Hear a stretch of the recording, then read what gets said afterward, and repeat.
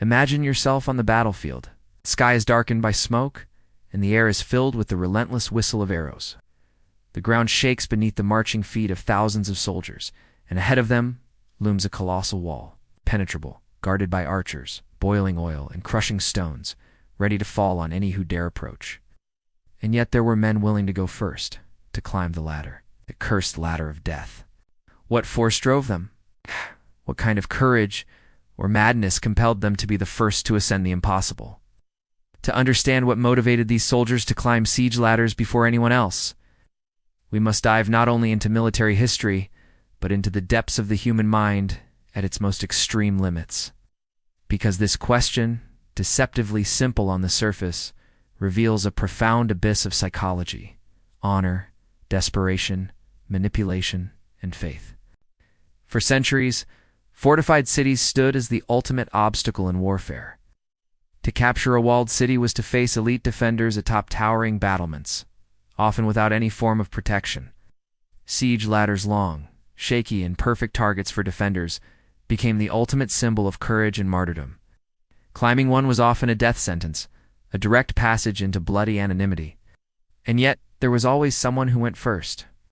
In ancient times, such as the wars between Greeks and Persians or Romans and Germanic tribes, the first to ascend the ladder was more than a soldier, they were a symbol. It's not chosen at random, but marked by prestige or destiny.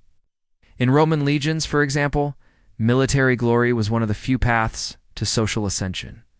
A centurion who led the assault and survived could earn wealth, status, even citizenship for himself and his descendants. But more profound than ambition was the code of honor, Roman virtues. A mix of bravery, discipline, self-sacrifice, for the greater good was ingrained from a young age. It became mental fuel for insane acts carried out in the name of the Republic or the Empire. But Rome was not alone in this thinking. Among Viking warriors, death in combat was the only guarantee of entry into Valhalla. To be the first to climb, the first to endure, triumph made you a chosen one of the gods. The same was true for samurai in feudal Japan, where Bushido, the code of honor, demanded that a warrior choose glorious death over a coward's life. In many of these cases, the soldier didn't climb alone. He carried with him the weight of his comrades' eyes, his clan's banner, his family's legacy. It was more than courage. It was the terror of being forgotten. In the Middle Ages, the climbs continued, now under the shadow of towering castles and even deadlier defenses. Ladders became as much psychological weapons as physical ones. In sieges like those of Jerusalem during the Crusades, or in the 100 Years' War, the first to scale the walls were often selected and promised riches, lands, titles. But not all climbed for ambition. Some climbed for guilt, penance, or fanaticism. In the First Crusade, many saw war as a path to spiritual redemption. To go first was their way of cleansing sin. It was quite literally a climb toward salvation. And then there was fear. Not fear of the enemy, but fear of seeming cowardly. In many armies, refusal to climb meant disgrace, execution or worse, eternal dishonor. Among the Spartans, who despised cowardice, dying in the attempt was better than hesitation. In tribal wars across Africa and the Americas, rites of passage demanded extreme acts of bravery. To climb first meant becoming a man, a warrior, a leader. It was a mark burnt into the soul. Modern armies lost the medieval walls, but not the concept. In wars like World War I, the first to leave the trench carried the same symbolic weight. Climbing the ladder, stepping over the top, remained a supreme trial. What changed was the nature of the ladder now, made of mud, barbed wire, and machine gun fire. Let's now dive into specific cases, moments when the motivation of the first up the ladder became a historical icon. In the siege of Masada in 73 CE, Roman legions built a colossal ramp to reach Jewish rebels atop the fortress. Those who climbed that ramp under a hail of arrows and boiling oil knew the defenders would rather die than surrender. And yet, every Roman step up that siege structure was backed by years of doctrine, loyalty, and punishment for cowardice. There was no option but to climb. Another powerful example comes from the siege of Constantinople in 1453, when Mehmed II, Janissaries attacked the Byzantine walls. The first to climb were mercenaries, criminals, and prisoners. Why them? Because they had nothing to lose.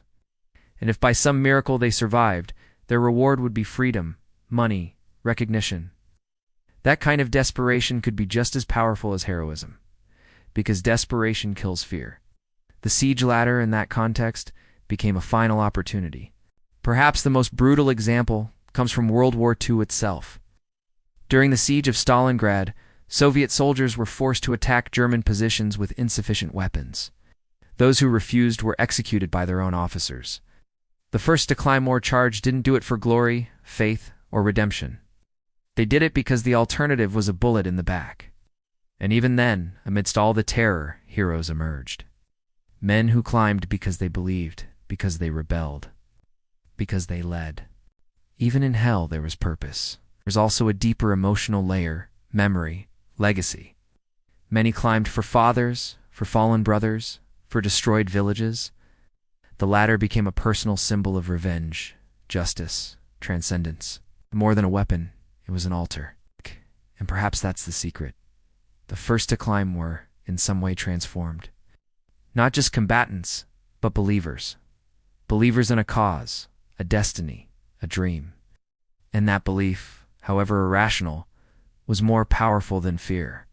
Leadership played a critical role as well. In campaigns led by figures like Alexander the Great or Napoleon, generals knew the army followed the brave.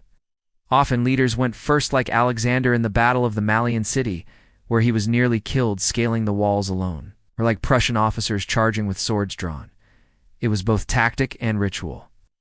Visible leadership on the ladder ignited a chain reaction. If he climbs, I climb. And then the masses moved. In the end, what we learn is that climbing the ladder was a multifaceted act. There was never one single motivation. It was a sum of culture, fear, glory, desperation, faith, and identity. Each army, each era, each wall demanded a different emotional answer. But in all cases, the ladder separated the ordinary from the legendary. The ladder was the filter, the judgment, the mirror of the soul. And the first to climb, whether they lived or died, stepped into eternity. Today, the walls have changed. The ladders are different. But the question remains in every impossible challenge. Who will climb first? History bows before the few who defied death for something greater or deeper than life itself. Whether driven by faith, glory, vengeance, or fear. The first up the ladder teaches us what it means to be human when staring into the abyss.